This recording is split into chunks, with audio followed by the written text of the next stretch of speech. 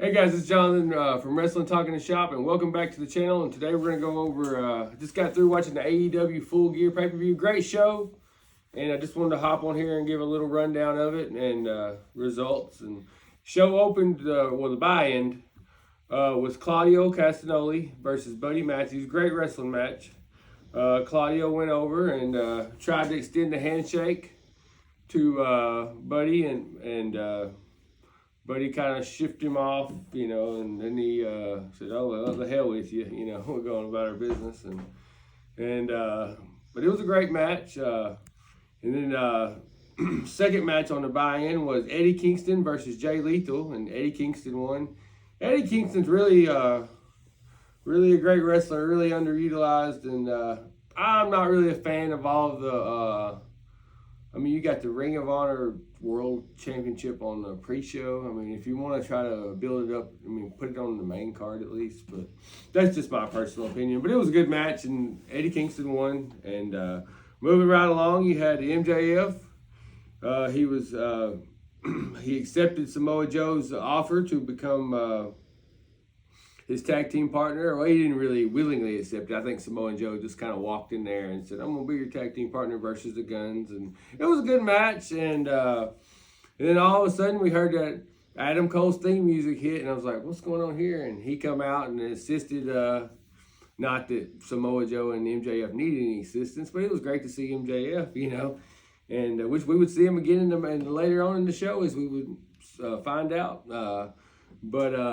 And he assisted to win. And then after the match, the Guns attacked MJF and hurt his leg, and you just got Adam Cole just sitting there kind of like like a limp duck, and I was like, and that's what I thought. Well, maybe maybe we're gonna see that he's the devil, I thought, well, maybe this is all part of their plan, and anyway, and then the main card open, and you've got Edge, Darby Allin, and Sting. They all come out with matching ring gear. That was really cool.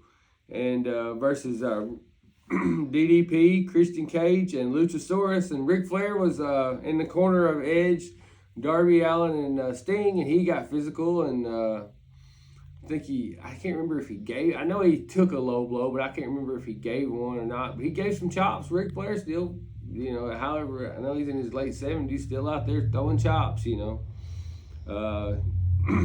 Who would have ever thought in 2023 you'd see Ric Flair chopping Christian Cage? What a world we live in.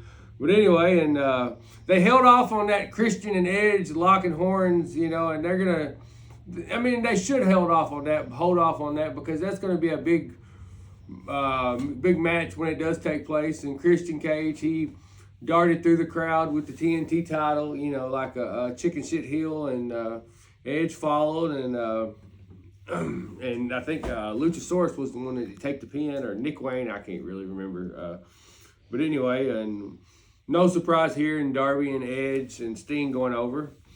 And then you got Orange Cassidy with defending the all is that the All Atlantic title, or what do they call it now? Is that it? Well, that title, I can't remember if it's the All Atlantic or Mid Atlantic, or anyway, he versus I think it's the All Atlantic. Putting the title on the line against Jon Moxley. Very physical match. Jon Moxley's a very physical wrestler.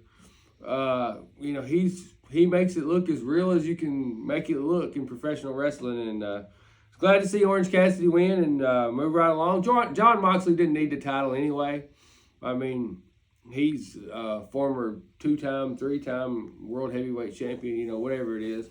He didn't need that title, and Orange Cassidy beat him and come out looking stronger, and not gonna hurt Jon Moxley by losing, and move right along. And then you got Toni Storm versus Hira. How you say her name, Liz? Akira Shido. Say it loud so they can hear. Akira Shido. Yeah, I didn't want to butcher her name, but and I really like this Toni Storm character. She stuck a small pan in her butt and did her hip thing to the corner and for the win, and I knew she was going to win, and right girl won, and she's now a 3-time AEW women's champion, and I really like that Hollywood character, and let's see, what's her name? Mariah May brought her flowers, and where I think it's going is like it's going to end up where Mariah May is going to like turn on her and try to take the spotlight for herself. I mean, I don't know when that may be. It may be next year before it happens, but that's where it's going to end up going. And then we got an announcement where Eddie Kingston will be in the All Atlantic, or not all. What's it called?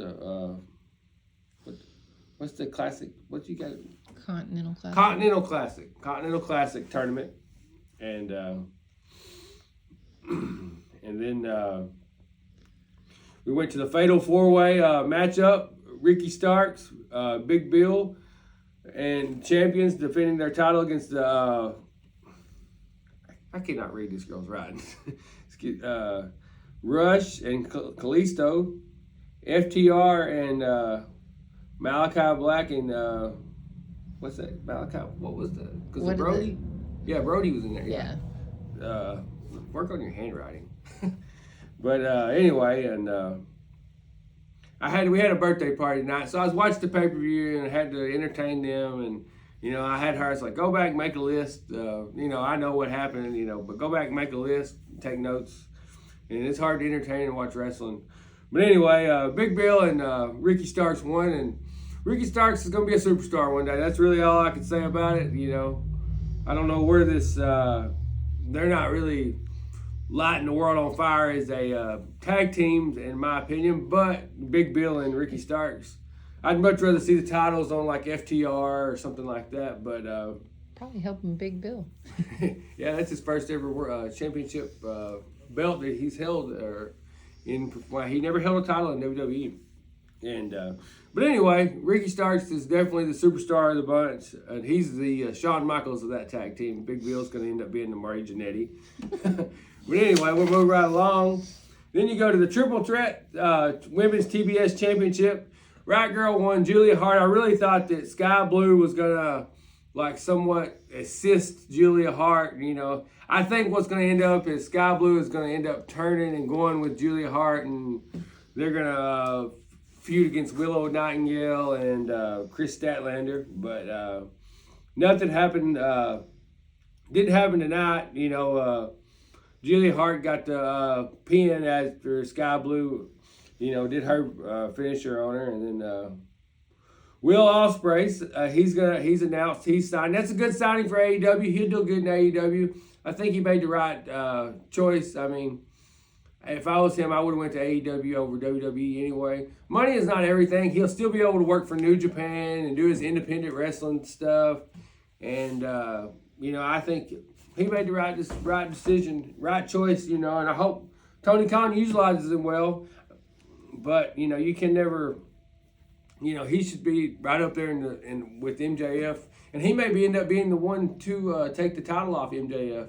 I really know what else rings a bell. I don't know where the Devil storyline is going, but Will Ospreay should be a contender for that world title. I mean, when he comes in, he's that good. Then we got the Texas Death Match. Swerve Strickland. I was a shocker. I figured Hangman Adam Page was going to win, and we were going to a third rubber match, but it didn't happen. And Swerve, because he beat him, that's his second win over Hangman Adam Page. Hangman Adam Page, that's what you want to see when he come out. You could tell he really had, he was really after that guy. He was chasing. He didn't no entrance music, no bullshit. We're gonna come out. I'm coming to that ring and I'm whooping your ass, and that's what that match was about.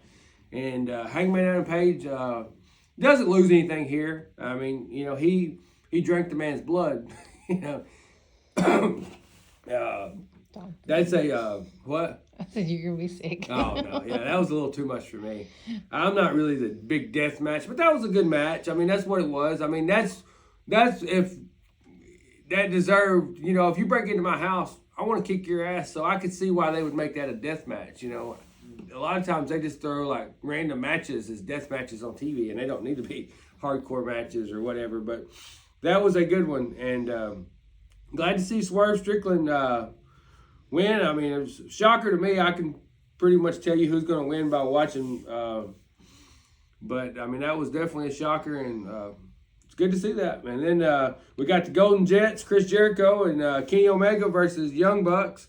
no shocker. I knew going in that Chris Jericho and Kenny Omega were going to win. Don Callis was on commentary. I figured that the Bucks were going heel, and I mean they're going heel. I mean they threw a fit after they lost, and they should throw a fit. They lost their opportunity at the tag team titles, but I figured that they were going to like join the Don Callis family or whatever, but they didn't. But they did destroy the ringside and threw their shoes off into the crowd, and somebody's got a lucky eBay item there. Yeah.